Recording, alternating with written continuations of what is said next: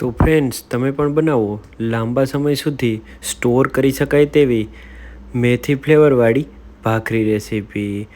અને જો મારો આ વિડીયો ગમે તો લાઇક, શેર એન્ડ સબસ્ક્રાઈબ કરવાનું ના ભૂલતા.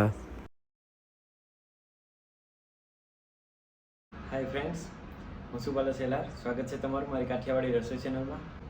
તો આજે આપણે જોશું મેથી ફ્લેવરવાળી ભાખરી રેસીપી. તો અહીં મેં મેથીની ભાજી લીધી છે. તેને મેં પાણીથી સરસ ધોઈ અને કટિંગ કરી લીધી છે. તમે જોઈ શકો છો.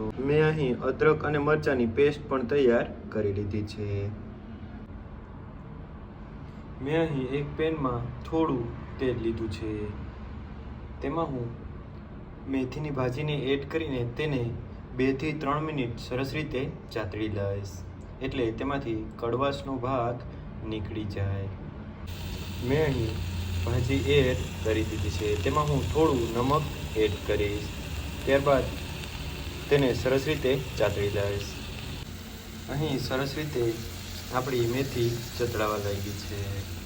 તો અહીં મેં 2 વાટકી ઘઉંનો જાડો દરેલો લોટ, ત્યારબાદ 1 વાટકી ઝીણો દરેલો લોટ, અદરક અને મરચાંવાળી પેસ્ટ, થોડા તલ, થોડો અજમો, આ બધી જ વસ્તુ મેં લીધેલી છે. આ બધી જ વસ્તુને આપણે સરસ રીતે મિક્સ કરી લેશું. અહીં મેં આ બધી જ વસ્તુ એકસાથે તમને બતાવી દીધી છે, એટલે કે આપણો વિડીયો લાંબો પણ ન બને અને શોર્ટ વિડીયોમાં બધી જ વસ્તુ સરસ રીતે આવી જાય. તો અહીં 3 મિનિટ જેવો ટાઈમ થયો છે અને મેથી પણ આપણી સરસ રીતે ચતળાઈ ગઈ છે. તો અહીં ગરમા ગરમ મેથીને મેં લોટની ઉપર એડ કરી દીધી છે. ત્યારબાદ સ્વાદ પ્રમાણે નમક પણ એડ કરી દીધું છે. તો આ બધી વસ્તુને પહેલાં સરસ મિક્સ કરી લેશું અને ત્યારબાદ જો પાણીની જરૂર પડે તો જ આપણે પાણી એડ કરવાનું છે. અને લોટ અહીં થોડો કઠણ રાખવાનો છે, ઢીલો રાખવાનો નથી, એટલે આપણી ભાખરી પરફેક્ટ તૈયાર થશે.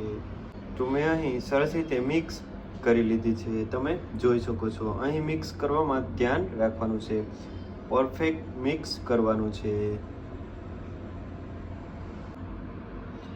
તો અહીં મેં લોટને તૈયાર કરી લીધો છે. થોડો કઠણ રાખેલો છે, ઢીલો રાખેલો નથી, એટલે આપણી ભાખરી પરફેક્ટ ક્રિસ્પી તૈયાર થશે.